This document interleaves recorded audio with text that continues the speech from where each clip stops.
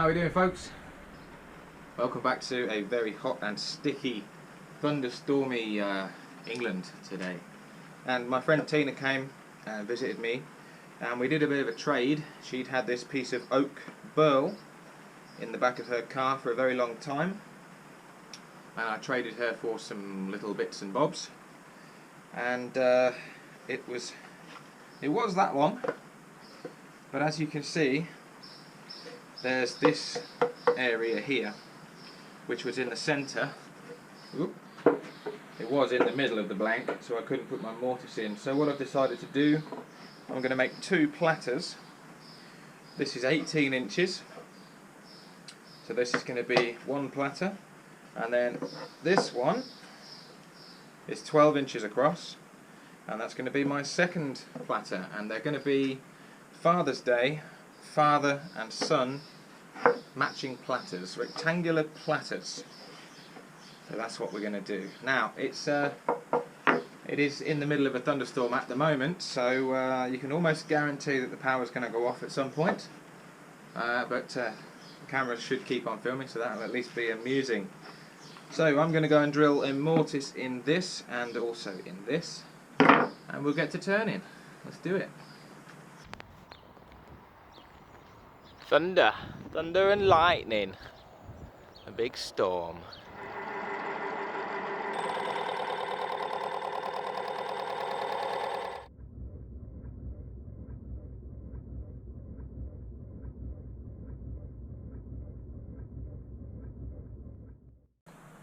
Alright folks, we're going to introduce a brand new feature on the show now, which is called How Exactly Not to Turn Something on the Back of Your Lathe When Your Tool Rest is Too Far Away, or for short,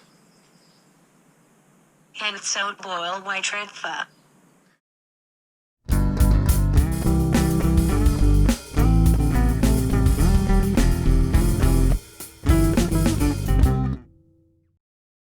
I'm sure that'll catch on. Alrighty, welcome back to the channel. That's a little play with some of Davie 504's content. He does a feature called S.D.A.I.Y. Some days ago I asked you, and he plays that little tune on bass, and I thought I'd just copy that. If you're watching, Davie, I hope you don't mind too much. I thought it was funny anyway.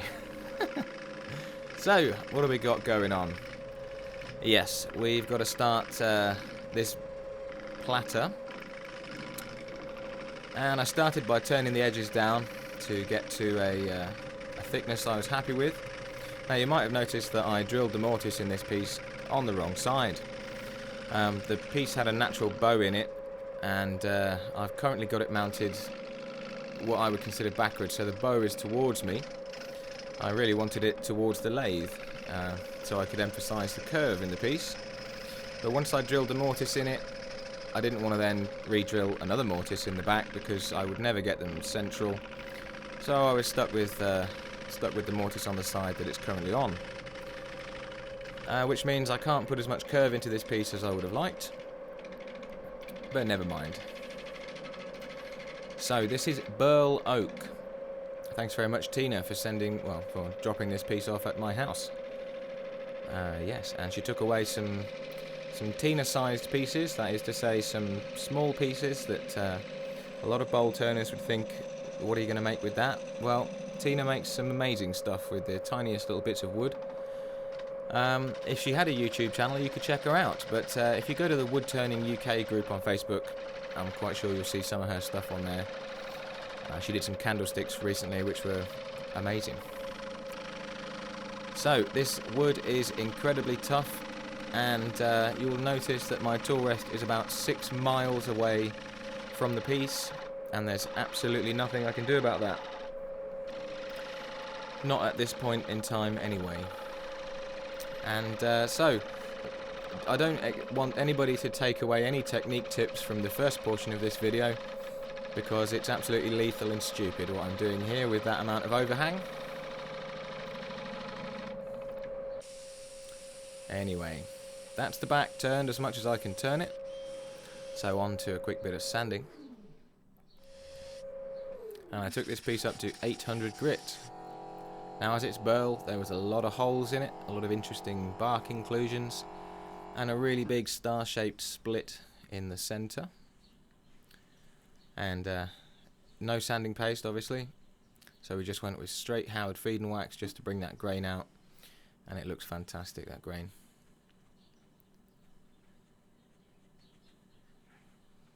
Using the fill technique there of using a paintbrush and just whacking it in all them holes.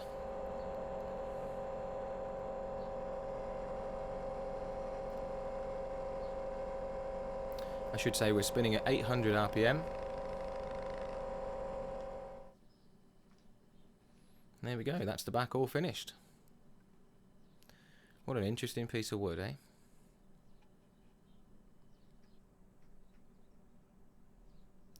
Okay, so not much hollowing to do on this, but an awful lot of shaping. The back is now where I want it, and the front is still warpy as anything. Now this oak is very dry, and it was a bit of a bugger to turn, really. Very grabby, especially with that ridiculous amount of overhang. So I just had to make sure my tool was as sharp as humanly possible.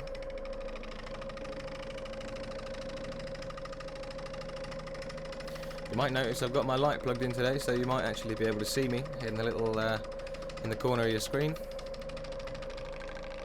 Slowly but surely we're getting these videos up to where I want them to be. So thanks for everybody for staying with me while you know, through the process.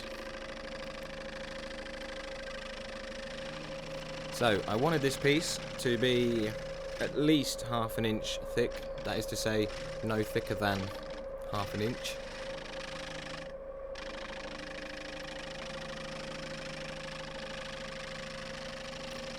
You might notice the piece actually slowed down there. It was grabbing and spinning on the mortise. Now I didn't notice that until well, until now, really.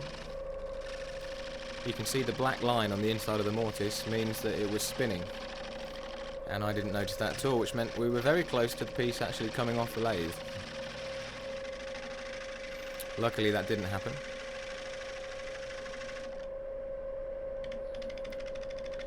So in an effort to get as close to the piece as possible, I've flipped my tool rest round, and we're hollowing from the inside out. But it's very tough, and where I'm turning now there's that great big star-shaped crack, and that was like turning through concrete. Very grabby, not very pleasant.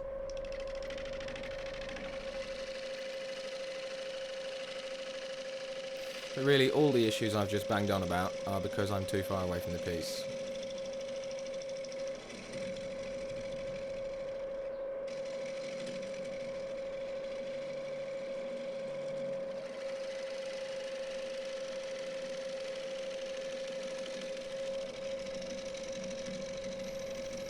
I resorted to having to do some pull cuts across the face there to get it down to a nice curve.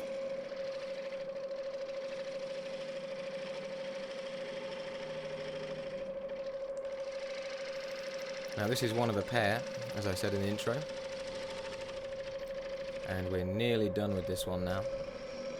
And when I do the second one, I'll be showing you how I should have attacked this first one, if I had the means to do so.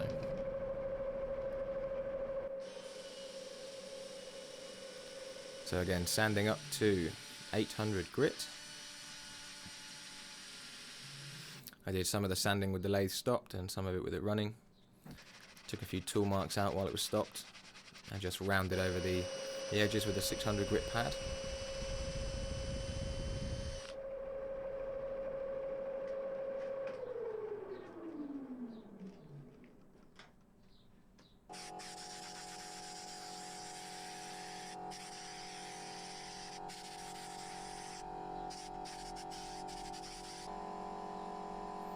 And there we go, Howard feed and wax to the rescue. No need for anything else on that piece, I reckon.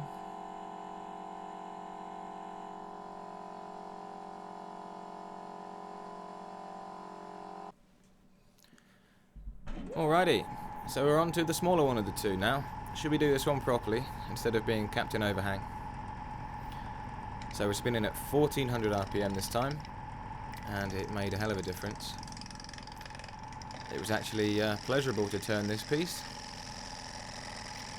as opposed to wondering whether I was going to cut my fingers off on the other one.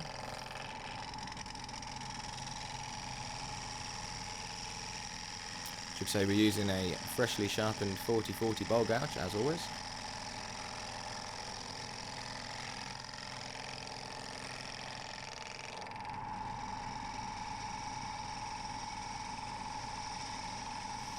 Now the first piece probably took me about 3 hours, start to finish, and this one I did this morning in less than an hour. It makes that much of a difference if you can get your tool rest in the right place.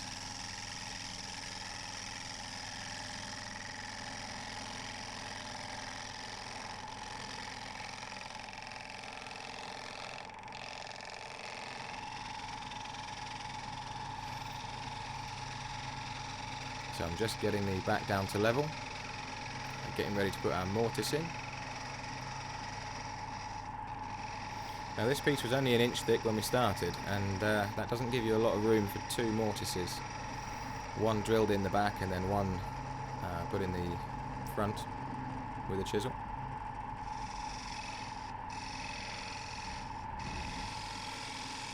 But in it goes. And that's about 1/8 of an inch deep.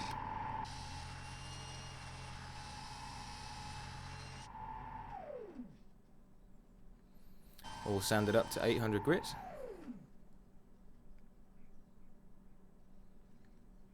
And on we go with the Howard Feed and Wax. I quite like this paintbrush approach. I think I might be using that in the future. Means you don't get any lint off your paper towel in all them complex bits of grain that you then have to pick out later on.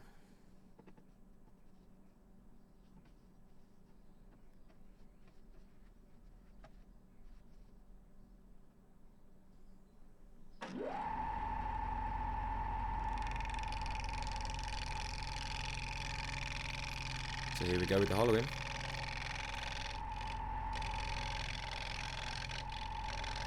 Now this piece, because I got the mortise on the right side of it, was already curved in the direction I wanted it to be, so it made life a whole lot easier.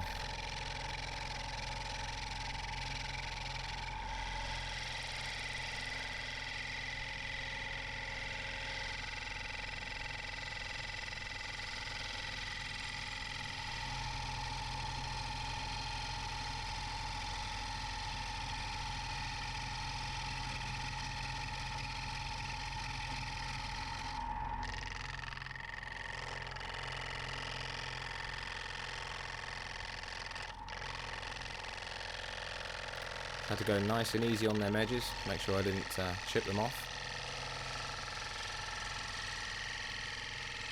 I had toyed with the idea of making two round pieces, like little plates or something, but I thought that would be throwing away too much Burl wood, so we kept them as rectangles.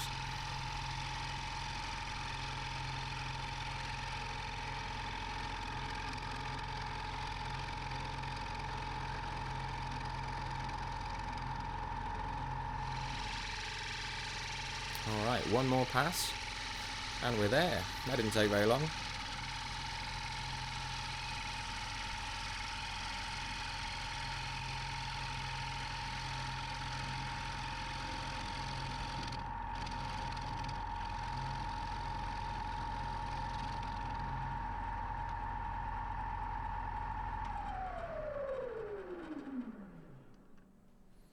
And there we go. One oak burl pair of rectangular platters. Sanded up to 800 grit, as always.